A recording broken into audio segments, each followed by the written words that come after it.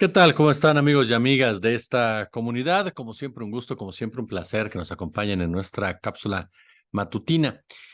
Pues vaya fin de semana en materia política mediática que se desarrolló, sobre todo en las últimas horas, con episodios que nos muestran, que nos confirman precisamente cómo ha sido el desarrollo de las estrategias político-electorales, así como también el impacto que se tiene en diferentes medios de comunicación, ya sea tradicionales o bien alternativos, ¿no? Con relación a estar mintiendo o estar inventando o únicamente estar dando golpes eh, un día sí y otro también.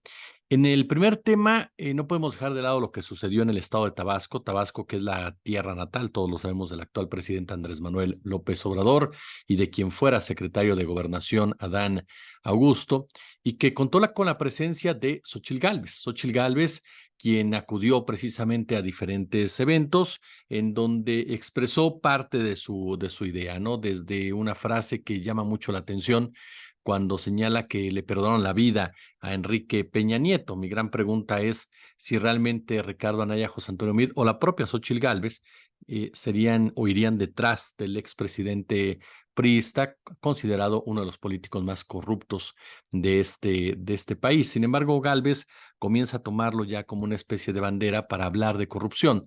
Eh, ¿Qué estará pensando Alejandro Moreno, ¿no? ¿Qué estará pensando Alito Moreno? ¿Qué estarán pensando sus aliados del PRI cuando califica precisamente a un expriista como una persona totalmente impresentable y que tendría que estar detenido? Porque a final de cuentas esa es la gran incongruencia del discurso de Xóchitl Gálvez y que la tiene limitada. Ella tiene que definirse sobre si va a hablar de corrupción, inherentemente tiene que hablar del PRI, es decir, de sus aliados, que aparte de todo están encabezados por un político sumamente corrupto como es Alejandro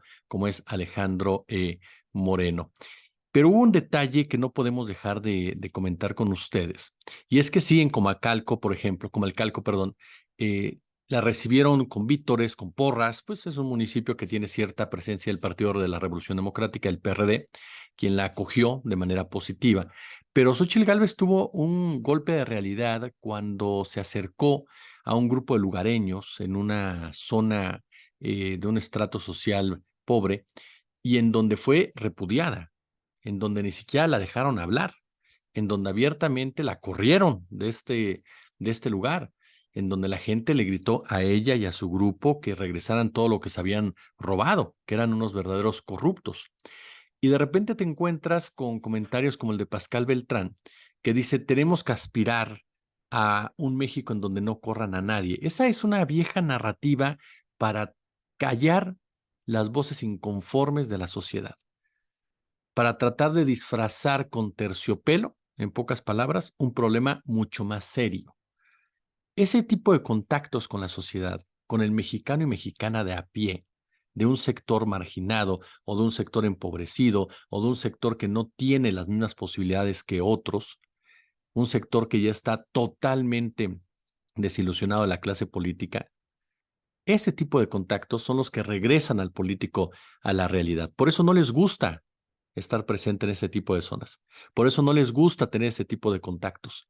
Porque el mexicano y mexicana que se encuentra sobreviviendo todos los días, el mexicano y mexicana que sale a trabajar, a recibir un mal salario, a recibir una precarización laboral, no tiene empacho en verlos a la cara y decirles lo que piensa. Entonces, eso no les gusta a los políticos. Y de inmediato aparecen los medios de comunicación o los comunicadores como Pascal Beltrán, que en lugar de entender esta indignación por parte de la gente, que en lugar de entender esta inconformidad por parte de la gente, intentan llevarnos al punto de que no, lo mejor sería que tuviéramos un México en donde no hubiera desigualdades. Bueno, esta persona, Xóchitl Gálvez, y otros más que el propio Pascal Beltrán en otras oportunidades ha defendido, son los responsables de la pobreza que se está viviendo. Son los responsables que haya mexicanos que no tengan que comer. Son los responsables de que haya mexicanos en enormes desigualdades y asimetrías, porque durante mucho tiempo ese tipo de medios, ese tipo de comunicadores justificaron la meritocracia. Esa es la realidad. Entonces, es ahí precisamente en donde los medios de comunicación intentan tapar el fondo. El fondo es que Xóchitl Gálvez es repudiada en muchos sectores de la población.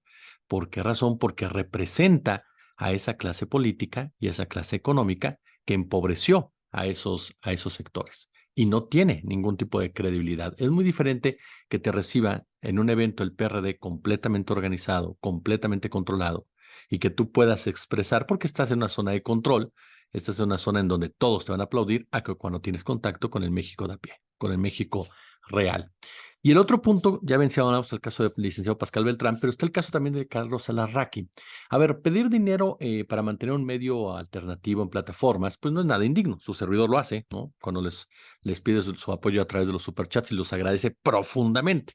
Por supuesto que no tiene nada de indigno, pero sí viene a confirmar varias cosas. Una de ellas, el señor gana dinero por otro lado. Dos, es uno de los, por lo que se sabe, e información que proporcionó Luis Guillermo Hernández, es uno de los aviadores de la Cuauhtémoc. Por eso Sandra Cuevas regularmente iba a esta Típica TV a dar, creo que toda una hora de peroratas y declaraciones sin sentido, pero tenía esa esfera, tenía ese espejo, tenía esa ventana. ¿Por qué? Porque la había comprado, así de sencillo. Y le depositan una cantidad importante de dinero a Carlos Alarraqui por esta prueba que mencionó Luis Guillermo. Entonces, ahí te preguntas, ¿de qué me estás hablando? ¿De qué me estás? ¿Realmente te hace falta? ¿O solamente quieres victimizarte? Pero supongamos que sí. Supongamos, o ya se te acabó, ¿no? Supongamos que sí. Esto muestra que el discurso mentiroso, porque mire, yo lo he dicho en otras ocasiones, tú puedes criticar al presidente, el presidente no tiene por qué no ser criticado, ¿de acuerdo? No tenemos por qué aplaudirle todo al presidente.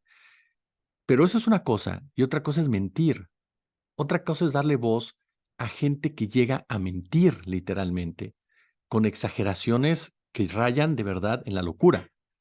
Aquí en este canal, usted sabe, le hemos abierto las voces a mucha gente a favor o en contra del gobierno federal, a favor o en contra de la oposición y demás. Pero siempre con una rigurosidad. ¿Qué pasa con Atypical TV?